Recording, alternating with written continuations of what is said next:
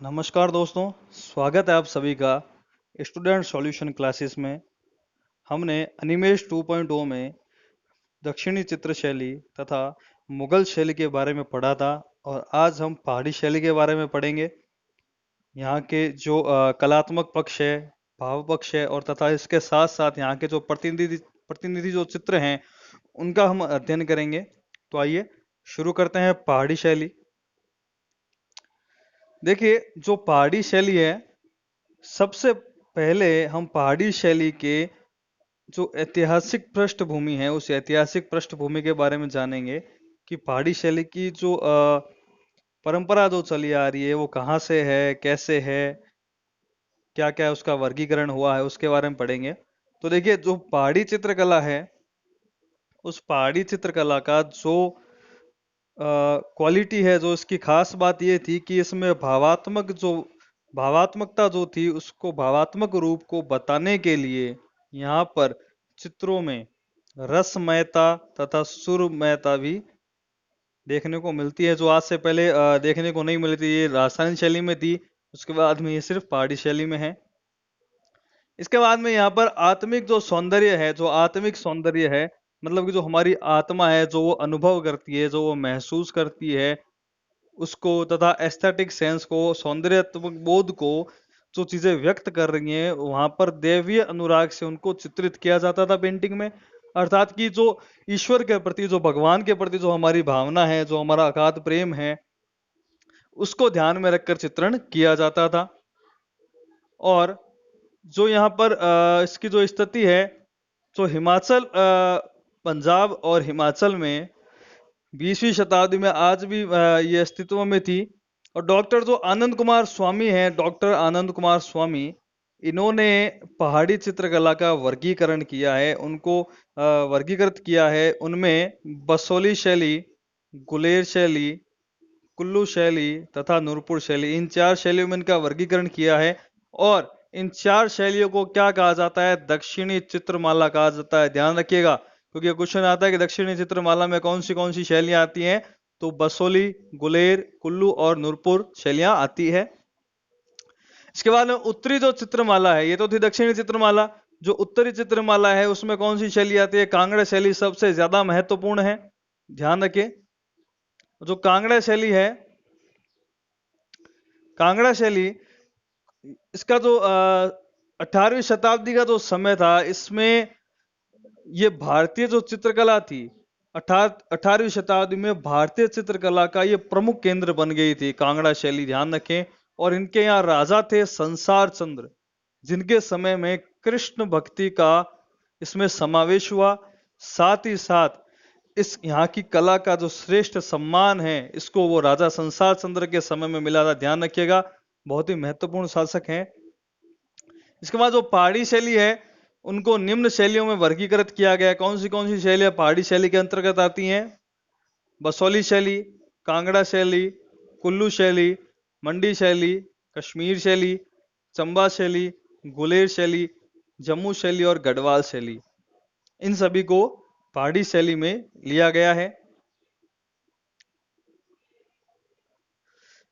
इसके पश्चात बसोली शैली के बारे में हम पढ़ेंगे, क्योंकि हमारे जो सिलेबस है उसमें बसोली तथा कांगड़ा शैली दो ही है। तो अब हम बसोली शैली के बारे में पढ़ेंगे। जो वर्तमान समय है, वर्तमान का जो समय है, यहाँ पर बसोली शैली जो है वर्तमान में कठुआ जो जिला है, कहाँ पर? जम्मू राज्य का जो कठुआ जिला है, वहां पर इसकी स्थिति है।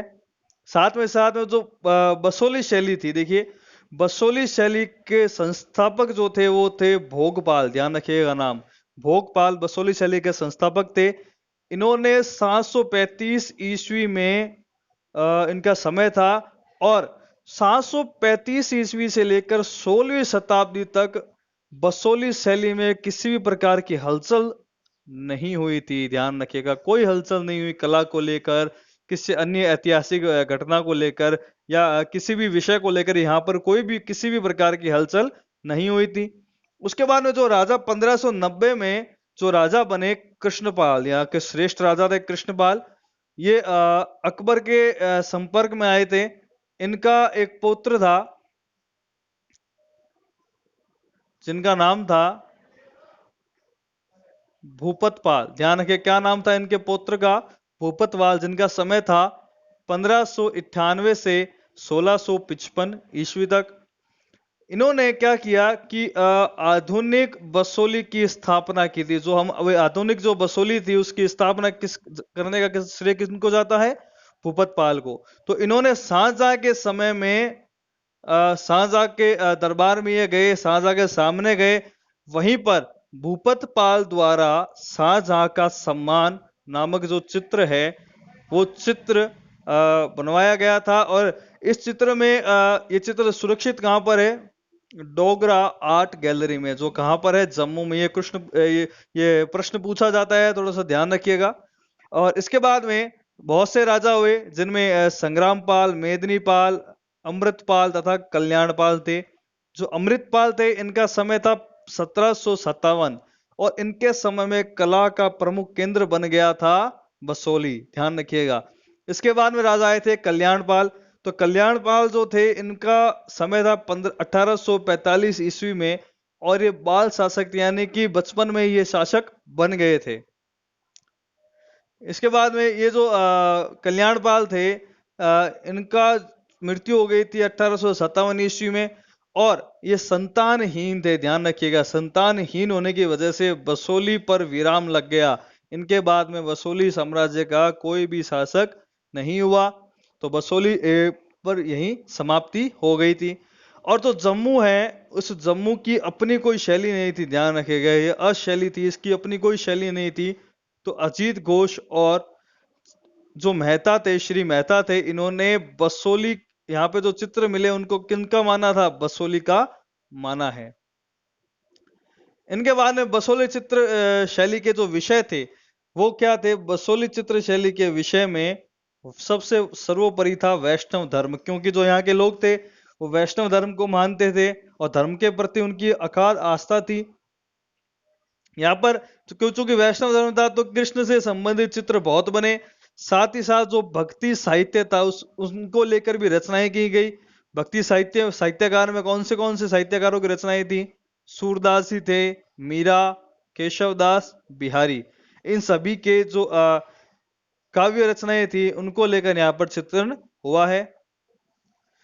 इनके साथ साथ इनमें साहित्य का दर्शन भी देखने को मिलता है। देखिए जो साहित्य है उस साहित्य का दर्शन भी मिलता है, तथा आध्यात्मिक भाव भी यहाँ के चित्रों में मौजूद है। इसके अलावा जो अन्य जो सब्जेक्ट है उसमें काव्य आधारित चित्रण हुआ। यहाँ पर जो काव्य था उसके आधारित चित्रण किया गया। उनमें कौन से हैं? रसमंजरी, जो किनके द्वारा रचित है? भानुदत्त के द्वारा। प्रश्न पूछा जा सकता है कि रसमंजरी के रचनाकार कौन है? तो भानुदत्त हैं।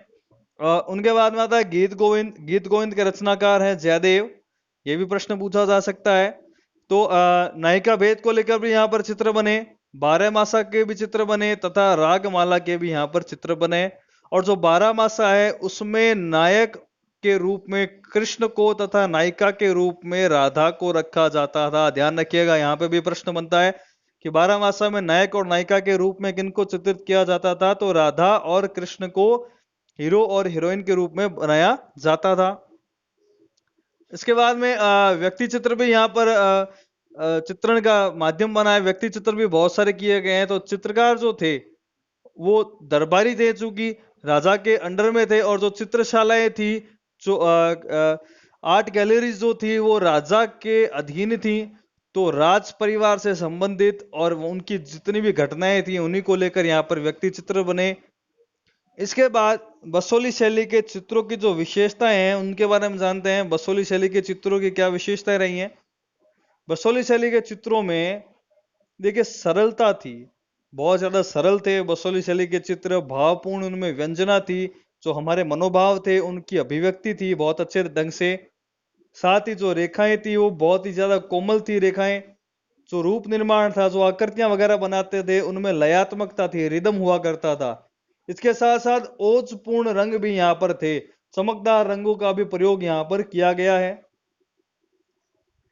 इसके बाद जो हुआ क्या था, जो यहाँ के चित्रकार थे वो बाह्य रूप को महत्व नहीं देते थे, बल्कि जो भावरंजना थी उस भावरंजना को महत्व दिया जाता था। भाव रंजना का मतलब ये है कि जो रंजित हो रहे हैं, हमारे हृदय में जो भाव आ रहे हैं, उन भावों को सशक्तिकरण के रूप में वहां पर प्रस्तुत किया जाता था। साथ ही भावों की जो व्यंजना थी, उनकी जो अभिव्यक्ति थी, उस अभिव्यक्ति को ये कांगड़ा से श्रेष्ठ तरीके से बना सकते थे। ध्यान रखिएगा, बसोली शैली की सबसे महत्वपूर्ण विशेषता यही है कि वो जो भाव व्यंजना थी उसको अभिव्यक्त कांगड़ा से बहुत अच्छा कर सकते थे।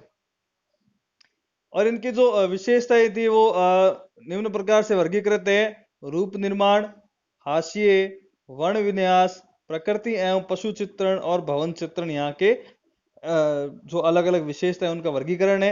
इनके बारे में विस्तार से जानते हैं। सबसे पहले आता है रूप निर्माण।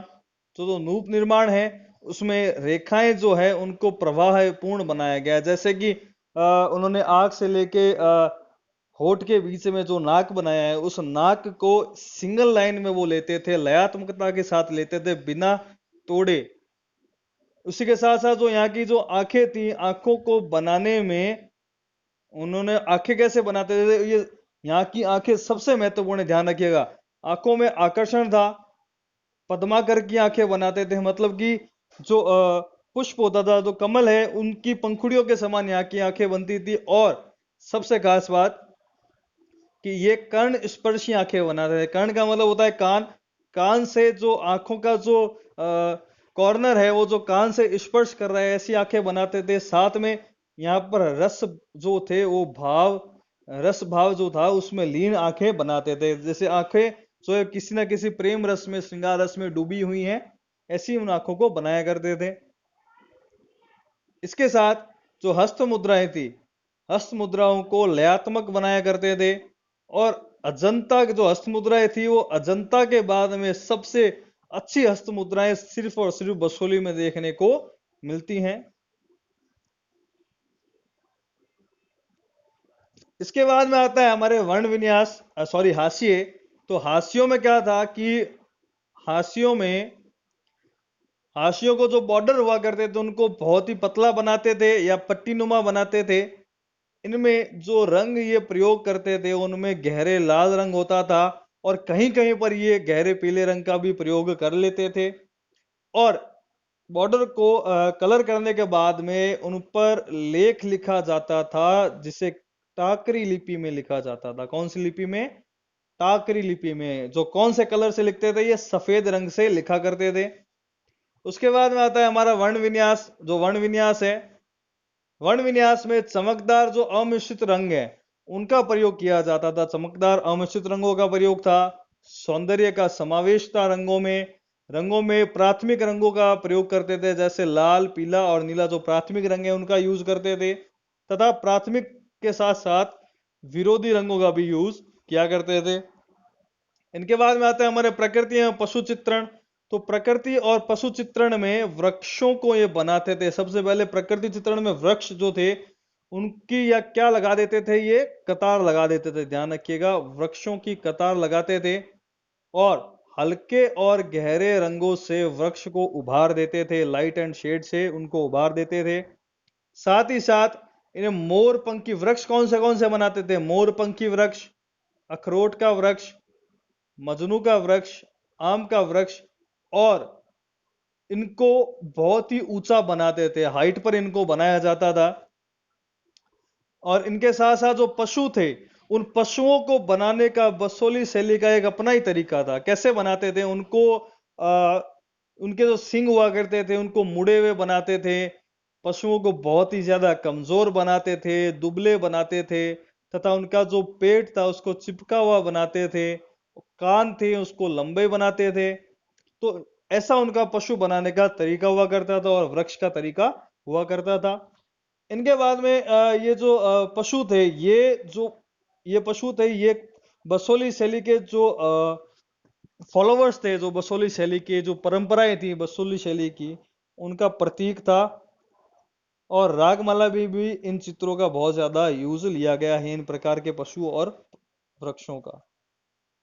इसके बाद में आता है हमारे भवन चित्रण। भवन चित्रण में मुगलिय प्रभाव देखने को मिलता है। जैसे जो कमरे हैं उनको जालीदार खिड़कियां बनाई गई हैं, यहाँ पर नक्काशी की गई है। कमरों में बहुत सारे आले बनाए गए हैं जिनमें इत्रदान रखा गया है या पुष्प पात्र रखा गया है, गुलदस्ता रखा गया है। साथ में जो सबसे महत्वपूर्ण बात है, वो जो पिंजरे हुआ करते थे, उनको उनमें किनको बंद बताया गया है? सारिका पक्षी को तथा अन्य जो पक्षी हैं उनको। और ये चीज यहाँ की परंपरा थी, इसको चित्रित करना यहाँ की परंपरा में एक था। इसके बाद जो कांगड़ा शैली है उसका हम अध्ययन करते हैं। कांगड़ा शैली के विषय विशेषताओं के बारे में जानते हैं। तो कांगड़ा शैली है वो हिमाचल के पश्चिमी भूभाग में स्थित है कांगड़ा। और यहाँ का जो राजवंश है वो क्या है? कटोच राजवंश है। और कांगड़ा महत्वपूर्ण रियासत है पश्चिमी भूभाग की, ध्यान रखिएगा। यहाँ के राजा थे संसार चंद, और इनके बाद में जो राजा हुए वो थे घमंड चंद। घमंड चंद जो थे उन्होंने बहुत ही संरक्षण प्रदान किया था। इनका समय था 1751 से 1774, ध्यान रखिएगा। उन्होंने संरक्षण प्रदान किया चित्रकारों को। कहाँ के चित्रकारों को? बसोली और गुलेर के चित्रकारों को इन्होंने संरक्षण प्रदान किया, और सर्वाधिक मात्रा में ये कांगड़ा की तरफ आए थे। इसके बाद में जो ये शैलियां थी अलग अलग,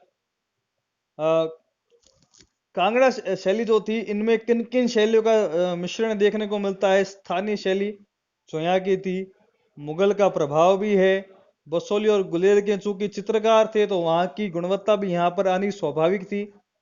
और कांगड़ा जो एकमात्र ऐसी शैली है जिस जो प्रेरणा लेती थी स्वयं से, ध्यान रखना, ये अपने खुद से ही प्रेरणा लेती थी। और इनके प्रेरणा का जो माध्यम था वो यहाँ के भित्ति चित्र थे, जो बहुत ही मनोरम व सौंदर्य युक्त हुआ करते थे। संसार चंद जो राजा यहाँ के थे उनका समय था 1775 से 1823 के आसपास। और इनके जो ये कला प्रेमी शासक थे, साथ में इनके पास चित्रों का बहुत ज्यादा संग्रह हुआ था करता था। चित्रों का बहुत ज्यादा इनके पास स्टोर था, चित्रों को बहुत ज्यादा संग्रहित करते थे। कांगड़ा जो शैली है, उस कांगड़ा शैली के जो केंद्र हैं वो कौन से हैं? गुलेर, नूरपुर, तीरा सुजानपुर और नादौन यहाँ के मुख्य केंद्र हैं। साथ ही जो कांगड़ा है, यहाँ के जो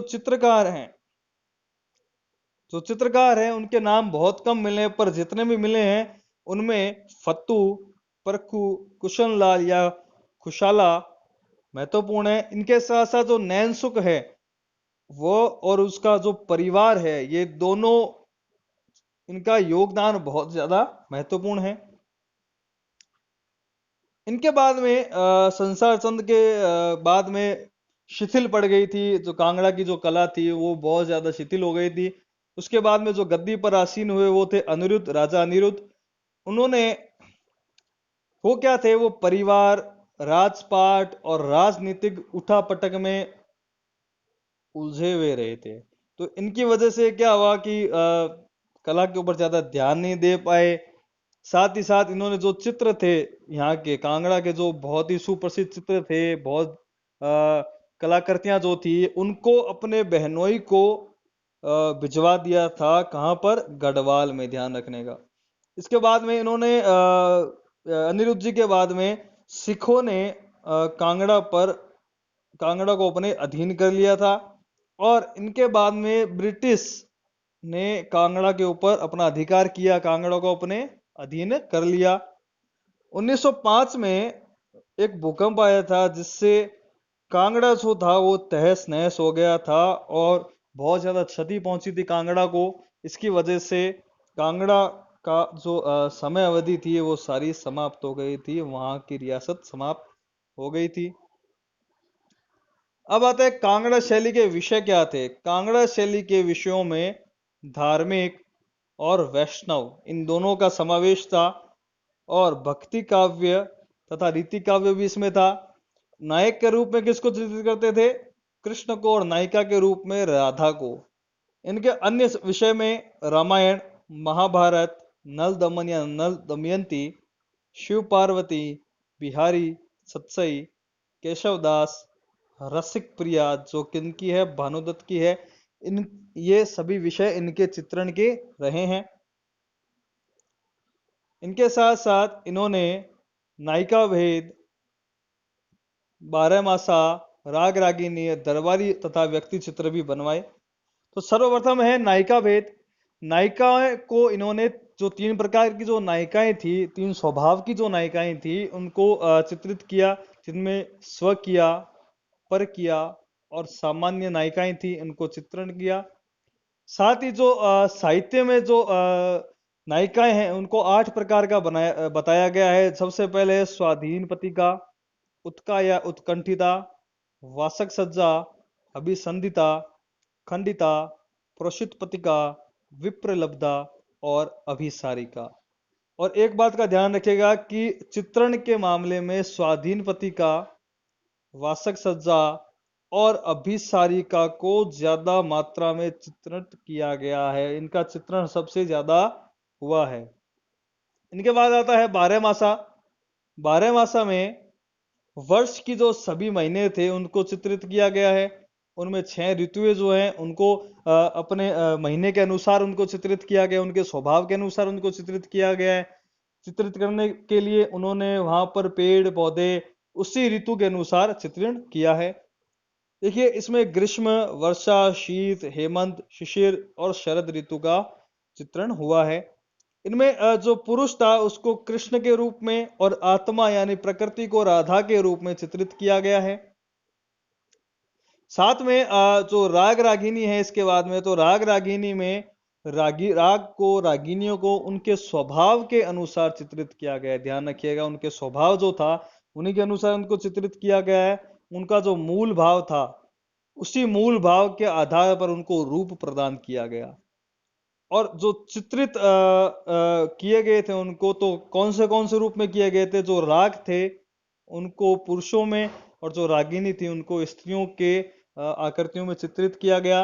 राग जो थे उनको, जैसे एग्जाम्पल के लिए राग बसंत जो है, उनको पुरुष को राग बसंत के रूप में, स्त्री को राग रागिनी तोड़ी तथा आशावरी के रूप में चित्रित किया गया है। इसके बाद में आता है दरबारी व्यक्ति चित्र। जो दरबारी व्यक्ति चित्र हैं उनमें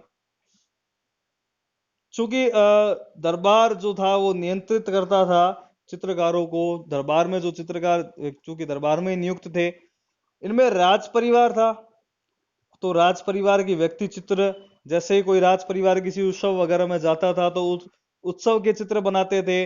अगर राज परिवार की सवारियां निकलती थी तो उनको लेके चित्रण करते थे। ये भी यहाँ पर देखने को मिला। और इसके बाद इसके अलावा जो सामाजिक विषय थे उनके ऊपर भी इन्होंने चित्र बनाए। ये बहुत खास बात है, जिनमें होली तथा गोवर्धन पूजा को लेकर इन्होंने चित्रण किया। इसके बाद में आता है कांगड़ा शैली के चित्रों की विशेषताएं क्या थी। जो कांगड़ा शैली थी उसके चित्रों की विशेषताएं, उनके चित्रों की विशेषताओं में नायिकाएं तथा नायक था। नायिकाएं और नायक, इनमें विशेषता थे। अब आता है हमारे कांगड़ा शैली के चित्रों की विशेषताएं क्या थी। तो देखिए, कांगड़ा शैली के जो चित्र थे उनमें सबसे बड़ी विशेषता थी कि उनमें नायिकाएं और नायक को बनाया जाता था। नायिकाएं और नायक को बनाया जाता था। जो स्त्री थी उनको सुंदर और लयात्मक रूप में बनाया जाता। जो नायिका, जो स्त्री हुआ करती थी, ये महत्वपूर्ण बात है, उनको बहुत ही ज्यादा सुंदर, उनके चेहरे से शीतलता झलकती थी, इतना सुंदर उनको बनाया जाता था। और जो रंग लेते थे, ये रंग को चमकदार लेते थे। ये उनके प्रारंभ में, मतलब शुरू शुरू में वो रंग चमकदार लेते थे। उसके बाद में विशुद्ध रंगों का प्रयोग करते थे।